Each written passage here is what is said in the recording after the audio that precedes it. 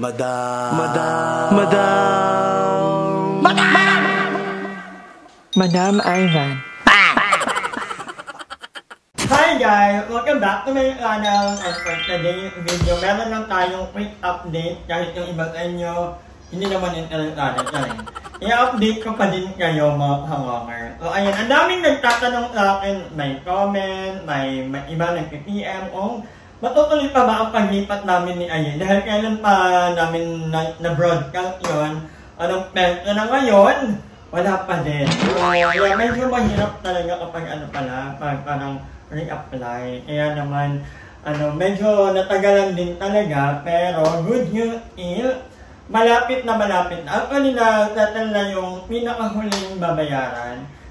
Nagtatal na nung Friday. So, kahapon na Saturday. Kaya lang, hindi rin naikabit. Siguro gawa ng marami talagang inaayos ang Meralco. So, Sunday wala din. Monday parang hindi daw tour. Pero, Martel, yun ang pinaka-tour na magkakaroon na ng oriented sa bahay niya. Hindi agad kami makakalipat for tour. Maglilinis muna kami that day. And then, pag naayos na ang nakapaglinis na, kami mag-uunti-unti, maglipat ang mga gamit doon kanila.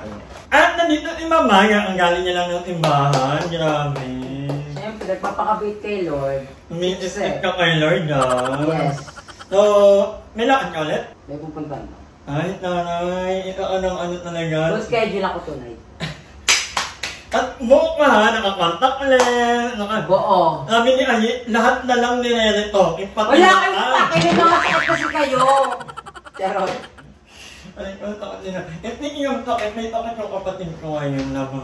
Get well soon at yung lagi ka na lang nagkakasakit. Oh Lord. Magaling! So, anyway, kahapon din pala, yung upload ko, napansin ko, late ka na wala lang energy si Aye that time. Alam niyo guys, pagod na pagod si Aye that time kasi sila ni Darla ang talagang nagluto nung dinala naming pagkain kanila Emma. Kasi that was right after nung birthday ni Emma. Actually, hindi dapat kasama, hindi dapat magkakape kasi gusto niya magpahinga. Kaya lang, alam mo naman ang mga bakla, hindi makaalis kapag hindi kompleto ang Team Impact. Kaya naman, pinilit na rin namin kahit napagod na. Kaya kung makikita niyo sa video, wala talaga yung energy that time. And that's okay. Pinagtatanggol mo ko.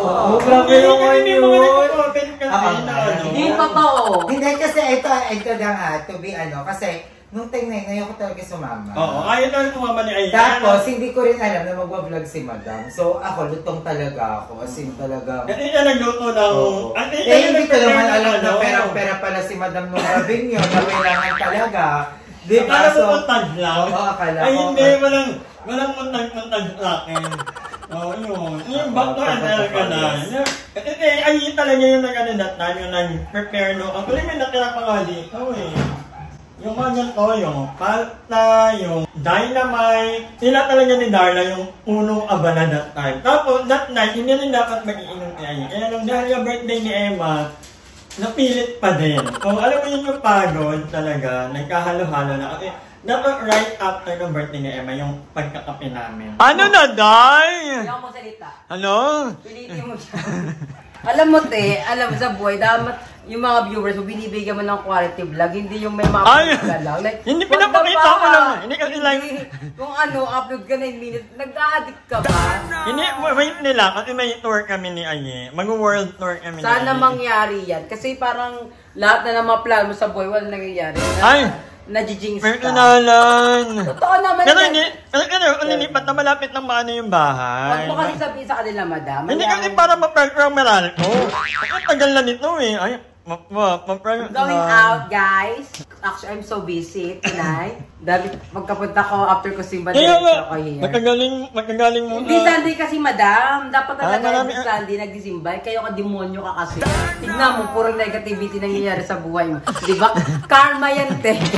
Magpasalamat ka sa Panginoon. Ay, nag-pray ako. Hindi rason na pag-pray, te. Bakla, araw-araw pag-pray hindi galing sa puso. may masabi ka na nagdala sa... Bakla, ilan nag-pray ka na nangyayari. Ilang timbahan ang niladaanan natin. Chiko, Ano? Diba? Palang dumadaan ka lang, hindi ka nagsisimba. Nag-pray ako. Kaya dinuduraan mo yung simbahan. Guys, I'm going out. Bye-bye. Ingat ka. Ba't kasi di binubuksan yan? Ganun lang. Alam mo, wala nun. Makakalat na yun ang mata mo. Ang ganda, Ang ganda. kakadating pala. Kasi ko, ay, sakto. Perfect. Bye, guys. Naway makarami ng kwentuhan. Alam niyo guys, ang morning, maliit ka. Ano ba, ang payat niya na para bang hindi namin yung ilang pinapakain. Ba't ang payat mo? Ayun yung lahat, ikaw lang pinakapayat. Yung iba malalaki naman. Although hindi naman malaki yung Markova. So, understandable na meron talagang itong payat. Oh, where are you, Ryan? So, on another news, may dalawang bagay na nagpatanslap ni lately actually. Yun nga yung namatay yung anak ni Kuya Kim Atienza, sa Eman, ayan. I don't know her personally, pero nung pumutok yung balita, tapos parang nagbabalta ako. Sobrang nag-anak ko for her kasi yun like a very nice person, maganda jolly, pero hindi natin alam na grabe pala yung pinagdadaanan niya. And wala lang, nung nakikita ko yung mga reels niya, yung mga video niya sa IG, kasi dumadaan sa sa Instagram, nito ko na parang, I feel like you have an almost perfect life. Mayaman ka, maganda, tapos nag-aano pa ka, nagka-climbing pa ka. Pero alam mo yun, hindi talaga din natin masasabi yung pinagdadaanan ng itong tao. Just basing on the, matlad na pinapakita nila. So, it's very important na i-check natin yung mga friends natin, kumustahin natin yung sila. Especially yung mga yung may mga hint na so kumustahin natin sila kausapin. Because, hindi natin alam kung ano talaga yung mga susunod na mangyayari. And, may isa pa akong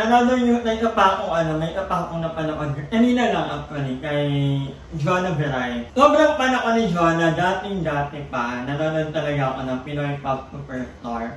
And, inabaybayan ko rin ang career niya mula sa CMA hanggang sa nakalipat ng ABS-CBN. And sobrang nagtanda ko sa career niya na naging rin pala yung kabataan niya na namula sa ng tatay niya at 10 years old. So, alam mo yun, nakakadurog ng puto, knowing na tatay mo yun eh. He's supposed to be your hero, your protector, pero that's the reality of life. May mga ganong kwento talaga. May mga ganong mukha ng karagatan. Sobrang nakakasad. Kaya sa mga nanay din natin dyan, sa mga parents, bantayan talaga natin ang mga anak natin. Huwag natin basta-bastang pagkatiwala kahit na yun nga sariling tatay.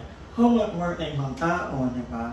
So, yeah. Medyo nakakasad yung na yun. Pero, anyway, yun hanggang dito lang. Hindi muna ako wala akong energy today, pero gusto ko lang mag-vlog kasi hindi naman gusto ko lang mag-vlog for the sake na may ma-upload. It's just that, may mga nagme-message din kasi sa akin. May mga nagko-comment na kung pwede magka-video upload, kahit na kung ano lang daw ang gawin ko, maglaba, maglinis, or whatever. Kasi parang feeling nila, part ng life nila, lalo na yung mga nasa-abroad, yung panonood ng mga vlog namin. So kaya nga, kahit na inilaban tayo, mag-a-upload tayo, pero bukas sana marami na akong energy para mahaba-haba yung vlog natin. At may ano bang gagawin ko pala? Basta bukas na lang. Anyway, hanggang dito lang muna. And maraming salamat sa panonood. At sa mga hindi nag-iisip na us, I love you guys. Mag-iingat kayo palagi and I'll see you tomorrow.